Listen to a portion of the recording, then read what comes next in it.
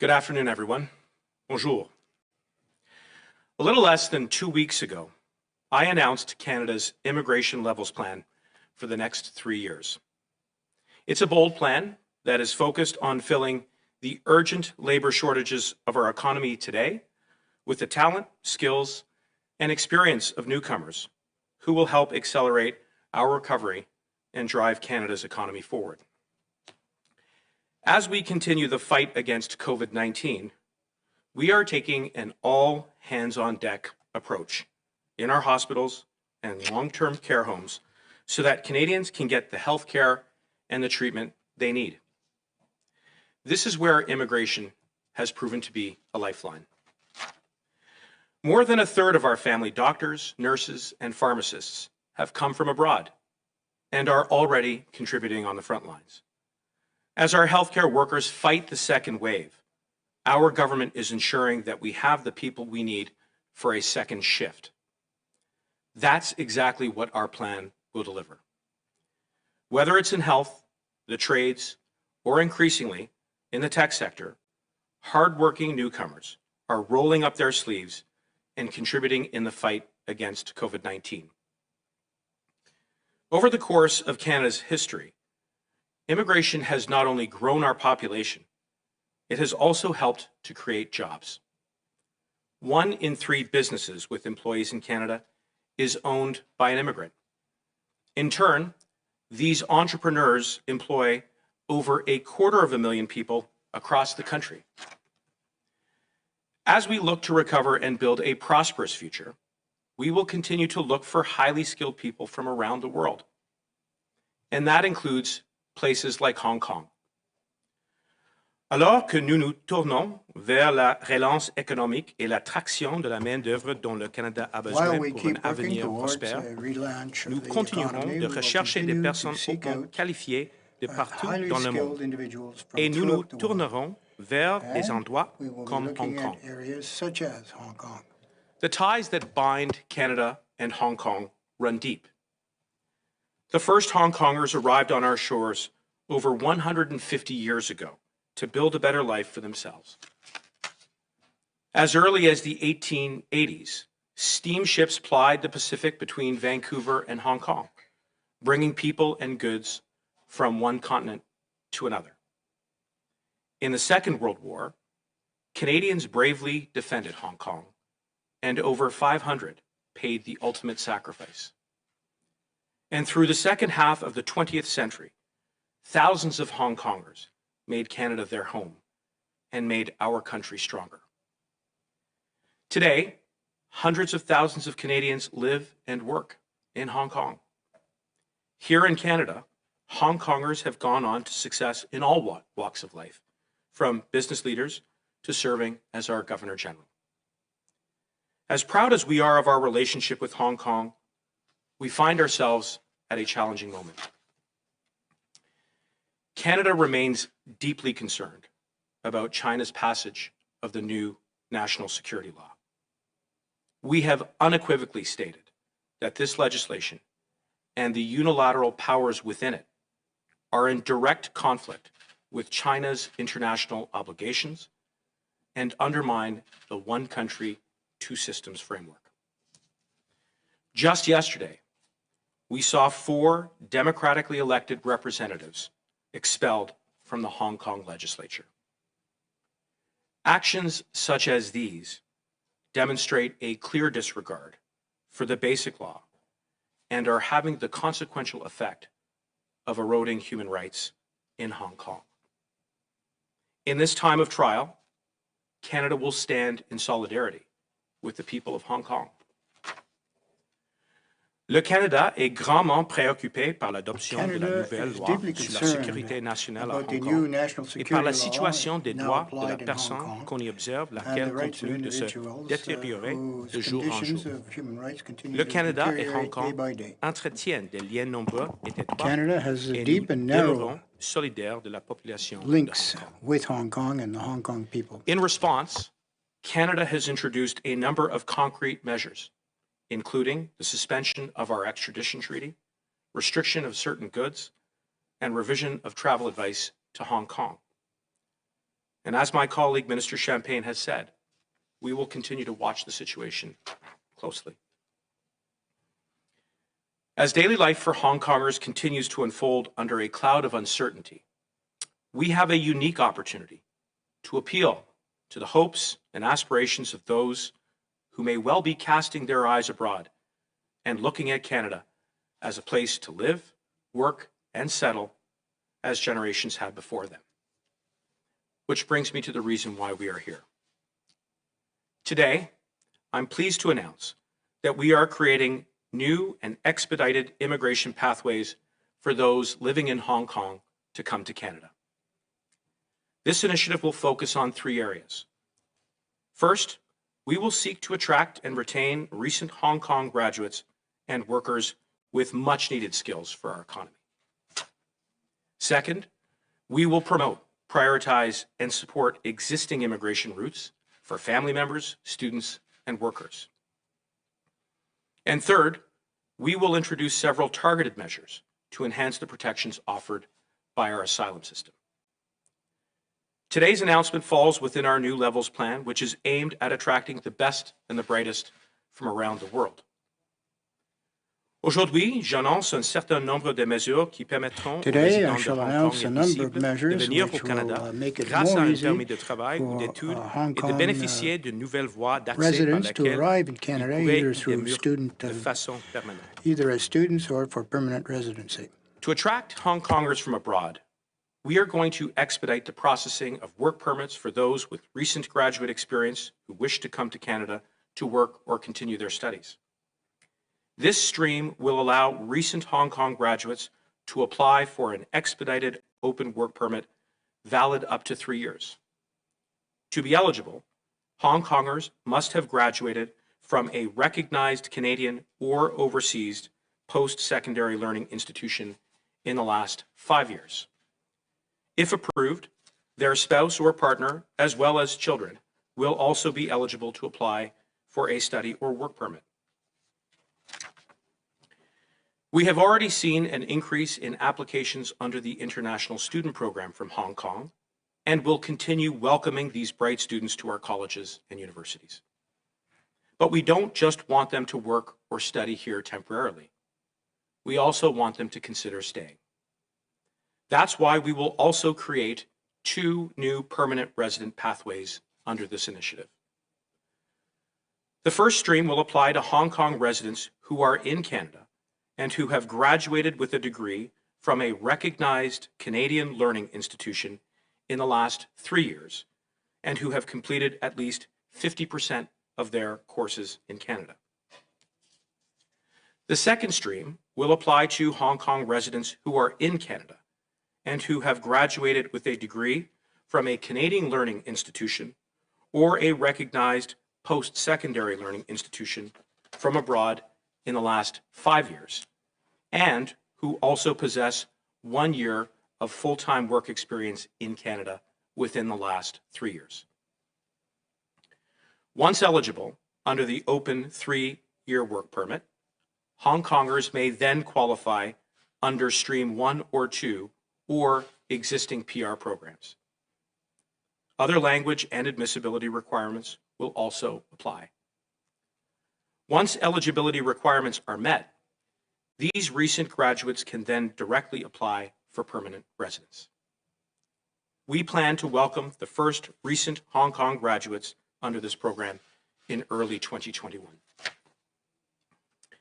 In addition, we will also continue our efforts to attract young and skilled Hong Kongers by promoting and prioritizing existing programs, including the International Student Program, which was revived on October 20th, 2020, the International Experience Program, and the Canada-Hong Kong Youth Mobility Agreement, as well as our Economic Permanent Residency Program. Let me say a few words about a number of other measures which are also part of today's announcement. Canada has a robust asylum system that is internationally recognized for defending human rights and offering safe harbor to the world's most vulnerable.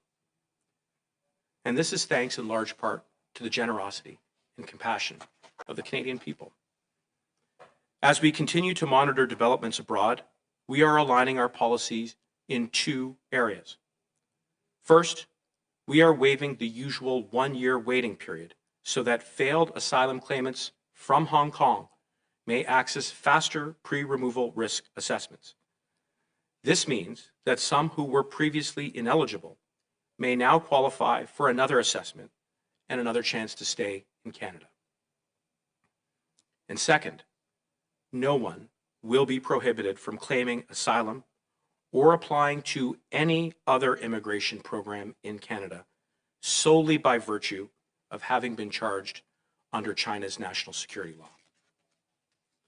Let me be clear.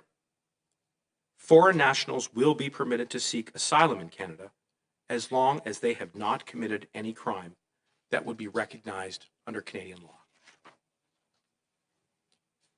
The measures we've announced today build on our immigration plan, which is focused on our economy, jobs, and growth. This initiative will create new opportunities, strengthen ties, and build new and lasting bridges between Canada and the people of Hong Kong. They complement our government's previous measures, as well as the efforts of our allies around the world. Many from Hong Kong have and will continue to look to Canada as a place of hope and opportunity. Les mesures que nous avons annoncées aujourd'hui s'ajoutent à la The réponse measures rapide that de we've notre added gouvernement, today ainsi que les efforts des only alliés du monde complement entier. the measures already taken, which Dans le is passé, de nombreux best Hongkongais regarded by se the sont tournés entire vers le world. Canada comme un lieu d'espoir Many et foreigners d'opportunité. turn to Canada as a symbol of Le hope Premier and ministre s'est opportunity. engagé The à Prime Minister proposer has une committed réponse to provide pan-gouvernementale à la loi pan-government chinoise response sur la to sécurité the nationale à Hong Kong Chinese et ces position on mesures Hong donnent Kong suite à security la law, promesse que nous avons following faite the cet promises été. that we've made this summer. The people of Canada and Hong Kong are close friends, and friends look out for one another. We have a special opportunity to welcome Hong Kongers who will once again help to build our country going forward. Today's announcement is the first step towards realizing that opportunity. Thank you. Merci.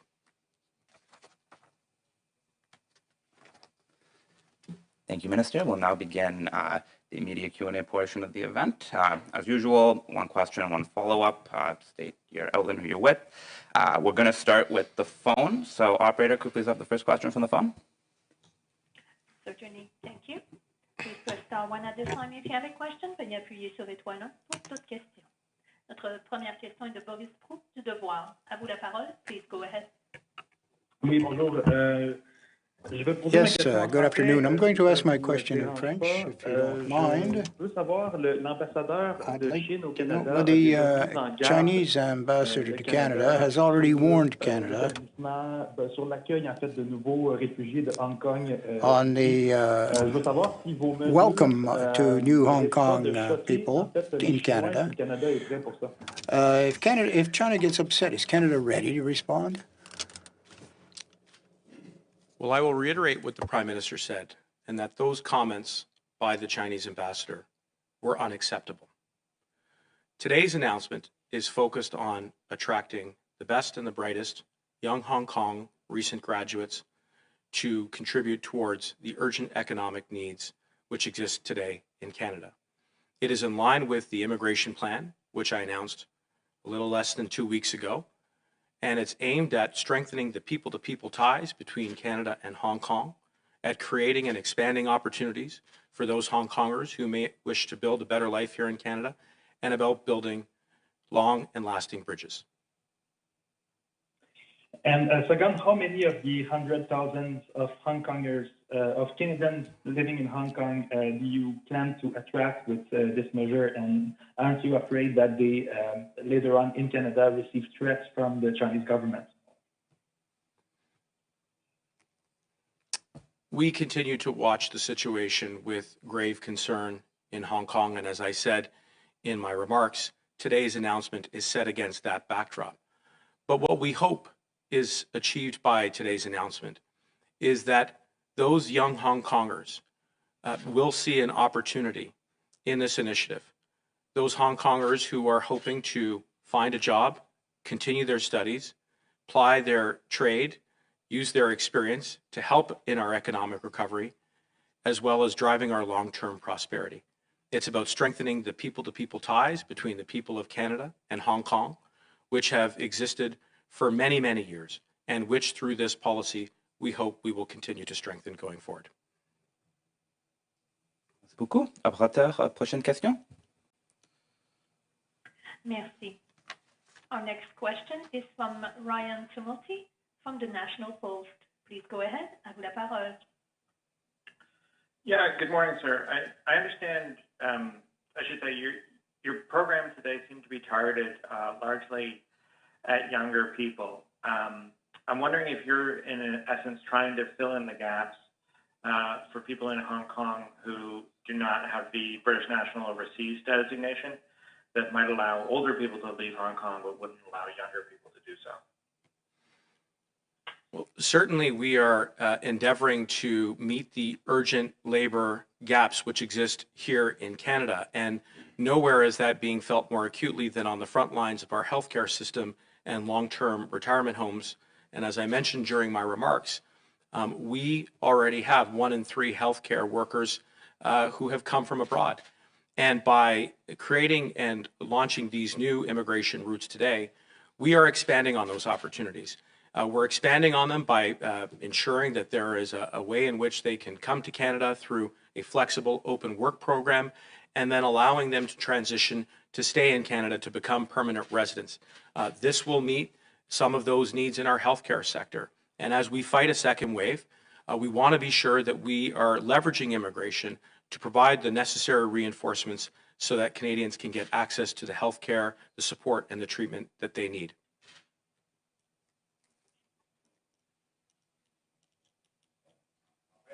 Question? Okay, sir. And just to follow up, sir, how do you plan about marketing this program in Hong Kong, given some of the restrictions on media there? Well, as I said, we do plan to embark upon a promotional campaign, but we will also continue to ensure that here in Canada, as there may well be a number of Hong Kong residents who are already here, either studying or working, who are eligible under one of the 2 streams that I mentioned to apply for permanent residency. And in that respect, they may be well positioned to become integrated into our economy so that they can contribute in our response to COVID-19, as well as meeting the long-term demographic challenges and prosperity challenges which we face. And that's why I say that today's announcement is very much in line with the bold immigration plan that I announced just a little less than 2 weeks ago.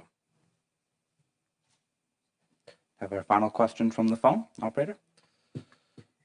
Certainly. Our next question is from Stephen Chase from the Globe and Mail. Please go ahead. À vous la parole. Hello, Minister. I have a question about things that might hinder applicants from coming to Canada. You mentioned the national security law, which was only introduced in late June, and you said that applicants would not be hindered in their application if they had been charged under that law. Only a few dozen people have been charged under that law, but many thousands of people, thousands and thousands and thousands, were charged in connection with the protests, which began a year earlier and continued, for much of the last year. These people face what are called rioting charges. That's the antiquated term for protests, and that is also something that would hinder them from coming to Canada. Will charges for the protests that began in June 2019 be a hindrance for people to gain access to Canada? Well, thank you for the question, Steve. And I just want to underline again that no one will be disqualified from making a legitimate asylum claim in Canada by sole virtue of having been charged under the new national security law, and nor will they be in any way hindered from availing themselves under any other immigration route by virtue alone of having been charged under national security law. As I also made clear during my remarks, Steve, I was very clear in saying that no foreign national, whether from Hong Kong or anywhere else, will be disqualified from pursuing a legitimate asylum claim or any other immigration route if they have not committed any crime that would be recognized under Canadian law. We remain very concerned with the situation in Hong Kong. And as I said, that is very much the backdrop to this announcement today. But at the same time, what we are highlighting is that in these new immigration routes, we see a silver lining for young Hong Kongers who may wish to come to work in Canada, study in Canada, bring their families to Canada, and build a better life in Canada. And that is very much in keeping with the long-standing warm relationship between the people of Canada and Hong Kong. Follow-up? And if I may ask a follow-up question, this announcement talks about economically useful migrants, but I don't see anything here about asylum claims. And that is, if you are a Hong Konger living in Hong Kong and you have no Canadian relatives in Canada, the current COVID restrictions, I would think, because they prevent tourism, would give you no means of getting to Canada. So how does what you announced today help people in Hong Kong who would like to seek asylum? Well, thanks again for the question, Stephen. I would begin by saying that Canada has a robust asylum system. It's a system that has been consistently recognized internationally as defending human rights. We have the capacity to hear those claims, those legitimate claims, and they are adjudicated by a tribunal that is independent from the government. It is not a political process. Although we are in the midst of a second wave in the pandemic, we continue to resettle the most urgent cases in partnership with our international friends and allies, and we will continue to do that work, which is also built on the strength of the compassion and the generosity of Canadians. Merci. Nous allons maintenant prendre 3 questions de la salle, en commençant avec Mackenzie Gray de CTV. Hi, Mr. Mackenzie Gray with CTV. The Prime Minister first brought up the issue of immigration in Hong Kong in July. And now we're here in November. The decision's finally been made. One thing that's changed recently has been Donald Trump has seemingly lost the election. Did the government wait until there was a new president to bring in these measures? Well, thanks again for the question, Mackenzie, and I know you raised it a little less than 2 weeks ago. We took the time that was necessary to ensure that this plan could be launched in the right way. We wanted to be sure that we had our immigration levels plan announced. As I said, that this announcement today is very much in line with that plan. It seeks to attract young Hong Kongers, recent graduates who possess the skills that are necessary to fill the urgent labor needs of our economy today, including in the healthcare sector, which is so desperately needing reinforcements to support Canadians. But in addition to that, whenever we have taken decisions like this, we have always done so in a way that ensures that we have the necessary additional resources at the border. That includes public health care and safety resources. So we took the time that is necessary, but we are confident that going forward, we're going to be in a position to welcome those who are eligible under this policy by early 2021. To follow up on Steve's question, which you didn't answer, about asylum claims, there are many people, as Steve mentioned, who have been charged under non-national security related issues who would face issues coming to here. And from what I've read so far and what you've said, it doesn't seem that there's a clear framework for bringing people who are, essentially political prisoners in essence to come to Canada. So I just want to get a clear declaration from you that you are telling people if they are worried that they could be arrested for political issues, that they are going to be welcomed here in Canada. Mackenzie, as you know, we have an asylum system in Canada that is revered around the world. The United Nations has recognized for 2 years in a row that Canada is the #1 resettling country around the world. That is built on the strength of the compassion and generosity of Canadians to welcome the world's most vulnerable, including those who are fleeing war, persecution, and conflict. The claims are adjudicated by our Immigration Refugee Tribunal Board. That board has the capacity to deal with claims and will continue to adjudicate them in a non-political, independent manner. And we will ensure that the capacity is there to deal with all those claims as they come forward. Another question from the room, David Thurton from CBC. Hi, Minister. Maybe you could just reflect a bit. In many respects, Hong Kong was seen as the shining city or this example for a lot of the world, at least maybe economically. Did you ever think, as minister, you'd be extending this hand to people being persecuted from region? Well, I begin by saying that there are a lot of things that I didn't contemplate when I was first sworn in as the Minister for Immigration, Refugees, and Citizenship a little less than a year ago, and it's hard to believe, but November 20th will be that one-year anniversary. And that was long before, I think, for many people, not only Canadians, but for people around the world, lives have been upended. I would say that in taking on this role, that I knew that a big part of the work that I would be contributing in government would be to respond to the needs of those who are seeking asylum. And that's one of the reasons why I think when this portfolio was created, when we first took the reins of government in 2015, that there was a very conscious and deliberate decision to include the word refugees as part of the file. And so it is very personal and very much an important part of the work that that I am contributing, along with many other colleagues, including my colleague Minister Champagne, Minister Gould, Minister Ng, Minister Sajan, a whole family of ministries who are very much concerned about migration and about those who need to seek asylum in Canada. But the important point, as I've said now on a number of occasions, is that we do this work with the support of Canadians. If we're revered, it's because Canadians recognize that this is the right thing to do, to extend a helping hand to those who are seeking asylum. And the other thing that I would say, that I would highlight, is that what we hope we accomplish out of today's announcement is that young Hong Kongers who are looking for a better life will see an opportunity to come, to work, to study, to bring their families, to contribute to our economy, and to build a better and brighter future for all of us. And that has been very much consistent with the relationship between our two peoples, and what I hope will be strengthened going forward. Well, not so much a follow-up, but a different question. Your announcement today seems to be targeted at young Hong Kongers and professionals. What about their family members? What about the family members of these dissidents who, they will be leaving behind? Is there any measures to, and I'm not just talking about the wife, the kids, or the husband, or whatever. I'm talking about, maybe the auntie, the uncle, people who would also be victims of persecution because of the work that they've done. Is there any ramp to bring them to Canada?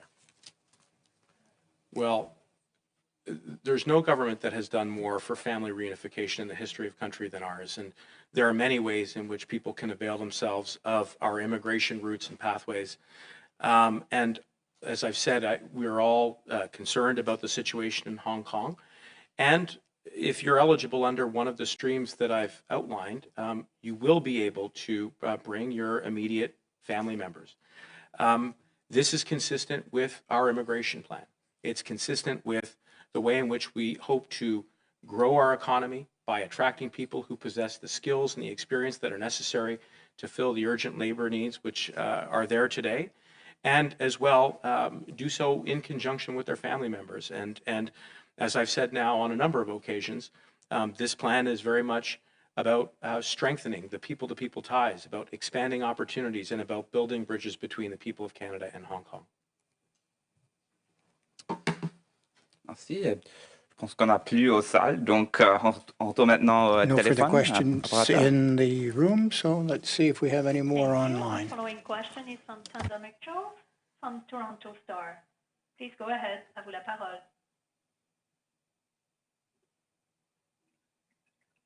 Ms. McCharles, your line is open. You may proceed with your question. Are you on mute, Tanda? Yes. It happens at least once every call. Okay, that did not sound like a mute. Oh. Are you there? Thanks, Minister. Yeah, I'm here. Can you hear me now? Okay. I can hear you now. Yes, thank you. I'd like to pick up on some of the earlier questions that you've gotten about the thrust of these measures in terms of directly addressing the calls that you've heard to actually open up the refugee system to asylum claims very directly from Hong Kong. The pro-democracy activists and their families who are seeking to leave. I understand that you're casting this as an in line with Canada's economic goals, but I'd like to understand about what you're doing from the humanitarian perspective for those pro-democracy activists. Well, you're quite right that the focus of today's announcement is very much on expanding opportunities, creating a stronger pathway towards our economic recovery, and building that brighter long-term prosperity, which is very much the product of the ties that exist between the people of Canada and Hong Kong. But in addition to that, as I outlined in my remarks, there are a number of areas in which we are aligning our policies within the asylum system to reflect the situation in Hong Kong, including accelerating pre-risk removals for those who might otherwise not have been eligible. And by that, I mean those failed asylum claimants from Hong Kong. And we've also been very clear to underline that no foreign national will be disqualified from making a legitimate asylum claim by virtue alone of having been charged under the national security law or for applying to any existing immigration pathway by virtue alone of being charged under the national security law. And it's my understanding that this was indeed a concern that was expressed by the community.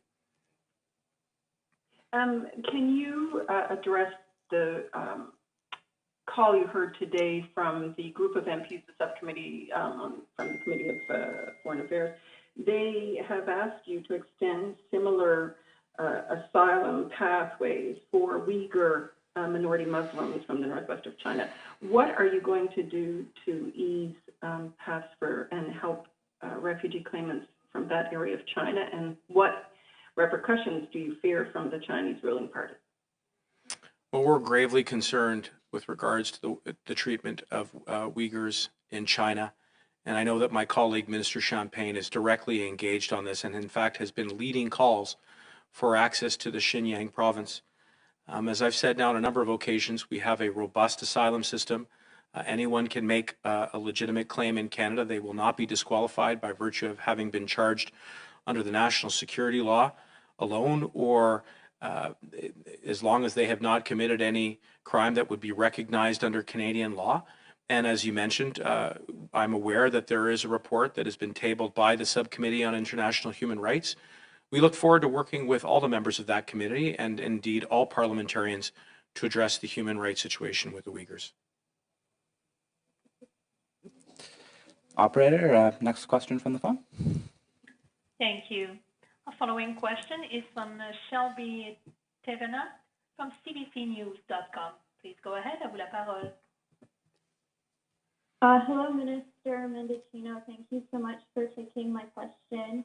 My question pertains to COPR holders around the world who were approved after March 18th who are not part of the travel exemptions at this time. Are you able to comment on when this exemption will be lifted? Well, first, we are very clear-eyed about the present moment that we find ourselves in, which is that we are in a second wave. And our top priority remains the health and safety of Canadians. And that is why we have taken the decision to ensure that our borders are safe by having travel restrictions.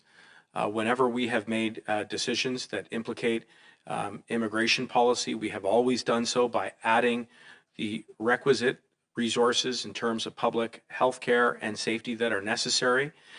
And with regards to those who had been issued a COPR prior to March 2020, as long as they meet all the other healthcare protocols, they will be able to enter Canada.